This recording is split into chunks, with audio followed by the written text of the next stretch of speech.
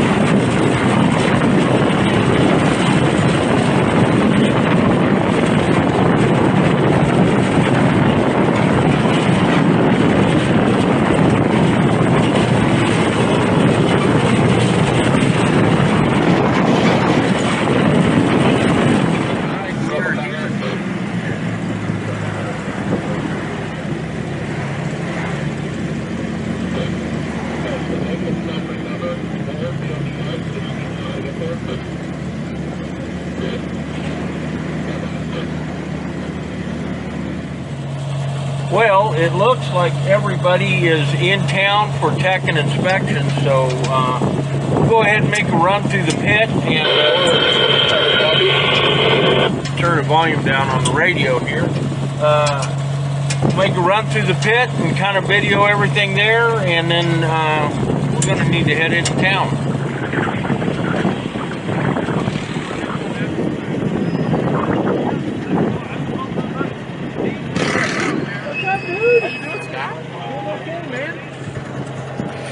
Alright, well, I had to stop here and talk to my buddy Jimbo. I've known him for a long time. So now we're going to go ahead and kind of take a little tour of the pit area and then head on into town.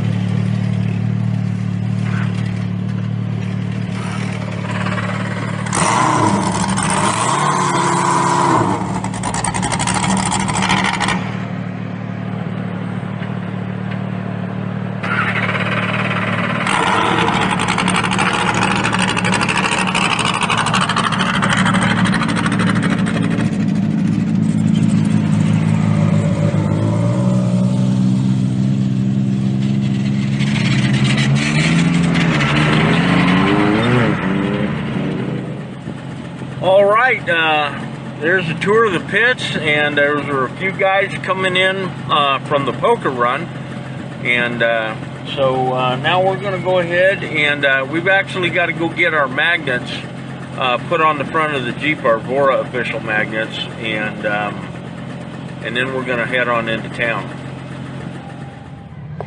All right, folks, we are getting ready for the parade here. It should be rolling off here any minute.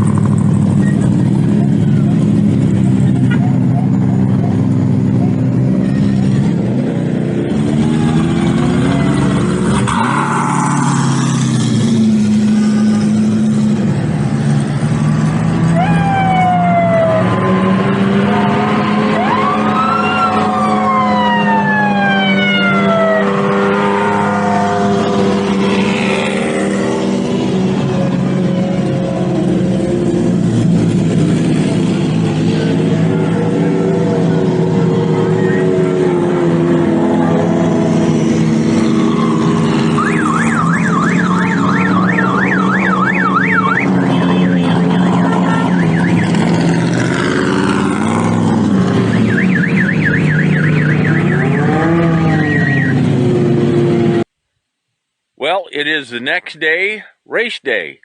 We are out here at our visual checkpoint. The reason why we're here is because the race course, which comes right alongside us here, there's a Y. We'll take you over here to show this.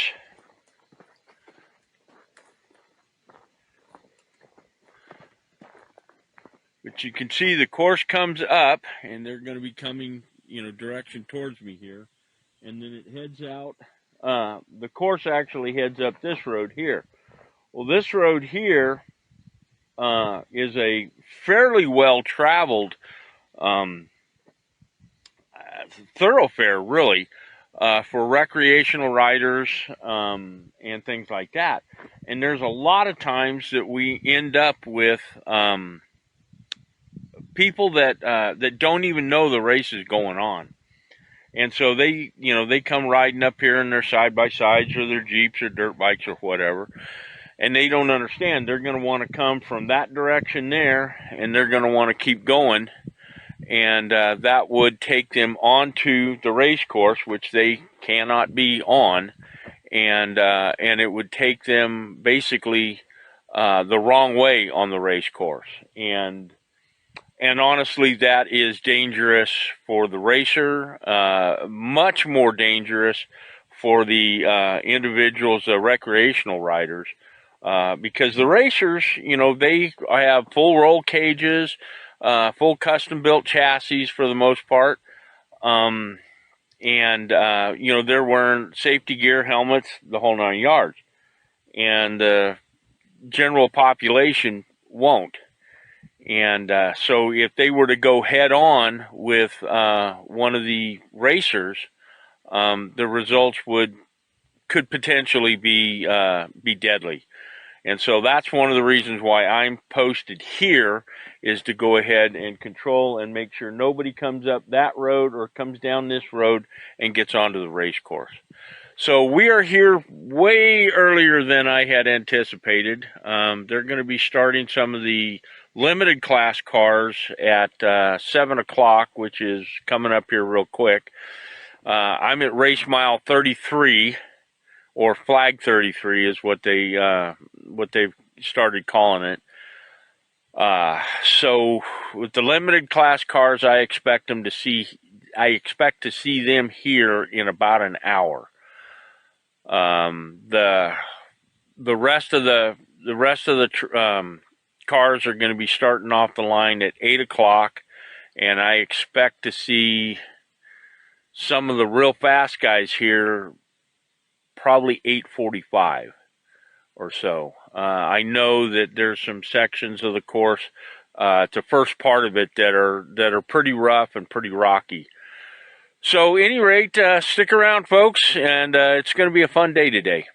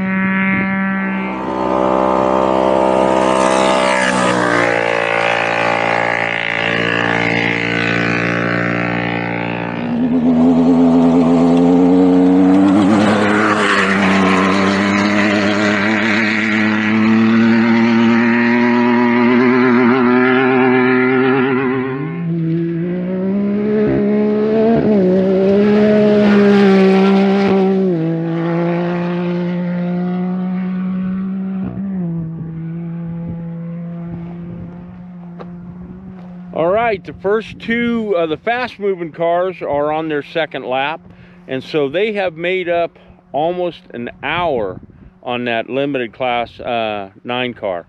You can tell that there's that much of a difference in speed between those two classes. The two cars that just went by, or the red car that just went by was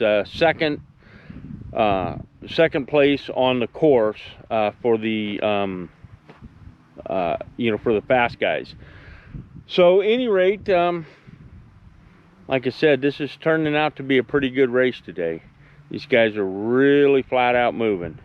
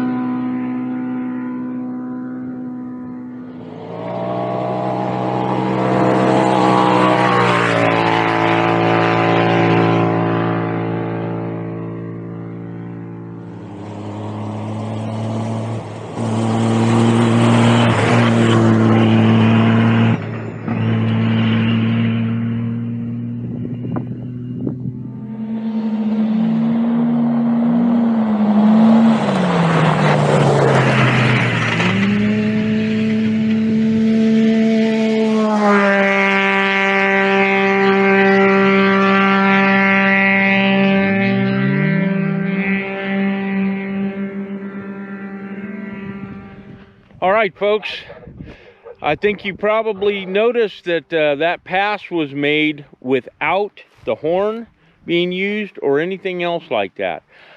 That is an example of what's known as a push-to-pass function on the racing tracks. Now, racing tracks is an electronic satellite device that they install in the vehicles, and allows them to go ahead and communicate via, you know, via satellite messages. I got to get my 360 camera started here. 357, I can see on the tracker. But it allows for tracking, so you can track the race on, you know, online. And it also lets the race vehicles communicate with each other. Like, you got somebody coming up real fast, and they'll hit the push to pass, and it will go ahead and illuminate in the vehicle that they're overtaking a little light that says, hey, there's somebody coming up going way faster than you, and get out of the way. And so that's what you just saw there.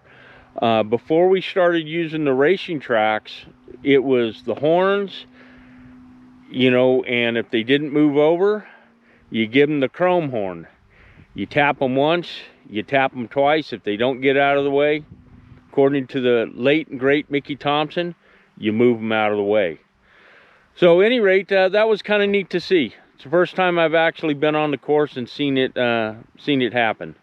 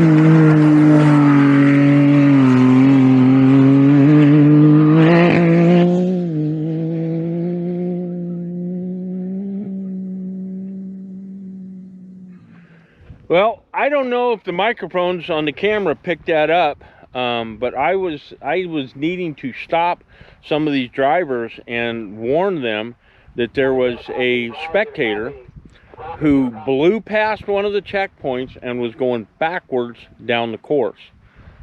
A lot of folks, unfortunately, think that, well, this is BLM land out here. I'm a taxpayer. I can go ahead and do whatever the hell I want. Unfortunately, that is not the case. These roads that VORRA races on, and any of the other race organizations race on, they get permits from BLM. They pay BLM a lot of money to basically reserve those roads for their race. And so they are effectively renting the roads from the taxpayers, and they are paying money for it. And so, you know, no, you can't just go ahead and run the roads because they're BLM.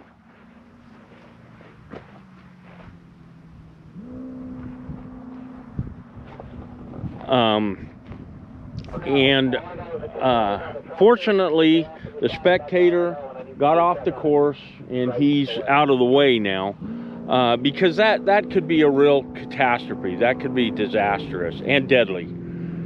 So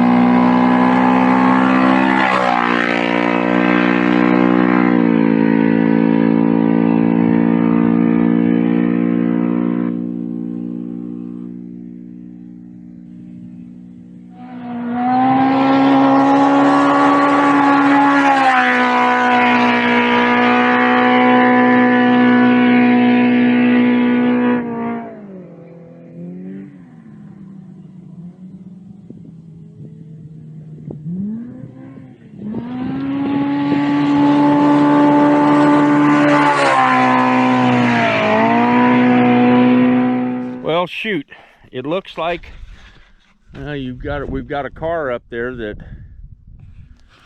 went and talked to them, and they've got some kind of an electrical problem. Unfortunately, with Private Parts being 24 volt, there's not a whole heck of a lot I could do to help them. And I guarantee if I hook 24 volts up to it, whatever their little electrical problem is, probably would be a big electrical problem real quick. So, any rate, we've got rescue assets hopefully coming our way.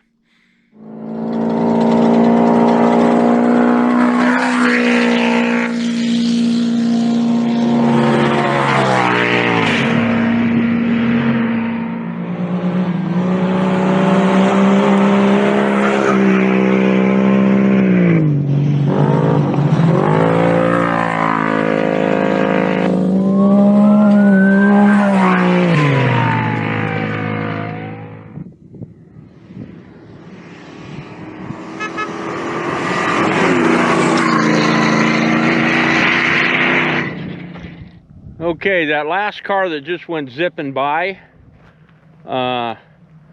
looking almost as fast and actually faster than some of the race cars, was our recovery guys. And so they are going to go ahead and get those guys up there taken care of. That is one thing about VORRA, is that we want to go ahead and make sure that everybody is taken care of.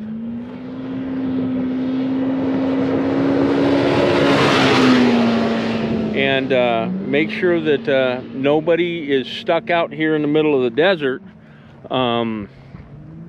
you know,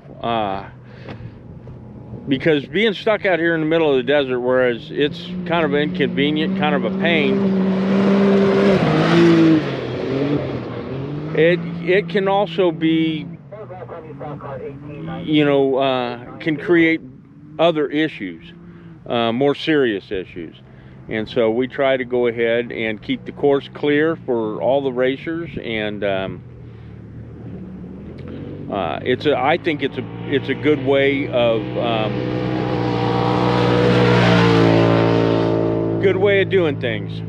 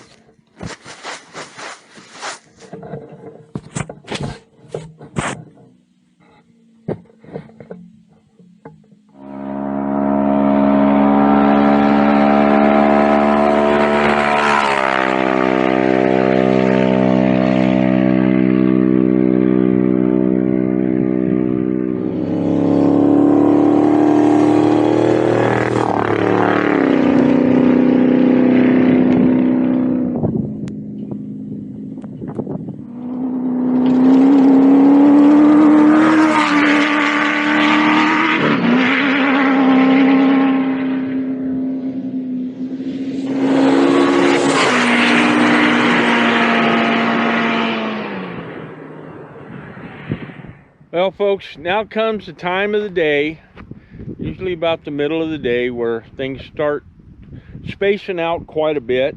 The attrition rate is starting to take its toll. We had the one car broke just a little bit past us. They did get it fixed and get it going. A lot of times, at least in my experience, has been, you know, once it breaks once, usually you're not going to be able to get it fixed well enough to keep it from continuing to break. So, you know, they may be I'm hoping that they're able to nurse it to a finish. But the attrition rate is starting to take its toll. We're starting to see cars that you know, that I saw in the pits that haven't come by at all. And so, you know, I'm only at 33. So desert racing is a tough sport, and it is really hard on people and equipment. And if your stuff is not prepped 100%, 120%, you know, you're gonna have issues. And even if you do prep it as best as you possibly can, there are things that you just cannot anticipate. You know, stupid things like the car in front of you knocks a big boulder into the course, and you hit it in the dust and it tears an A-arm off your car. You know, that kind of thing, stuff that you just can't prepare for at all. So, but it's a challenge, and it's a challenge for only those with the hardiest of souls and deep pockets too. That helps.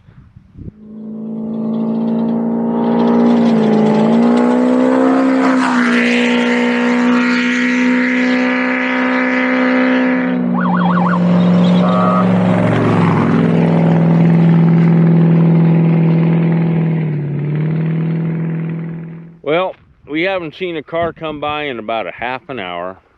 We just got word that there's 2 cars left on course. One of them is at Pro Pit, and they're working on it, and they still haven't made a decision as to whether they're going to be able to continue or not. And the other one is at mile 25. Now we're at mile 33 here, so depending on what kind of car it is, and you know, we'll probably see them and maybe half an hour, 20 minutes or so, maybe sooner, if it's a fast car. Of course, if it's a fast car, then they've had some breakdowns today. So at any rate, we're just hang out here until we get released.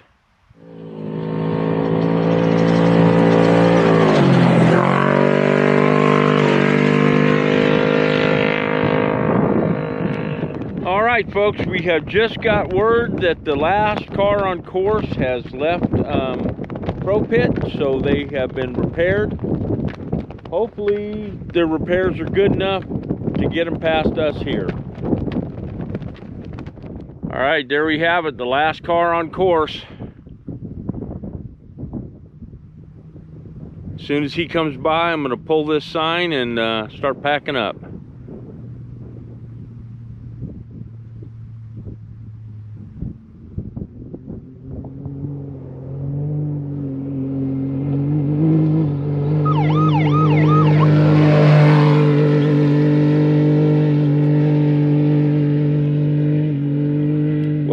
flag 33.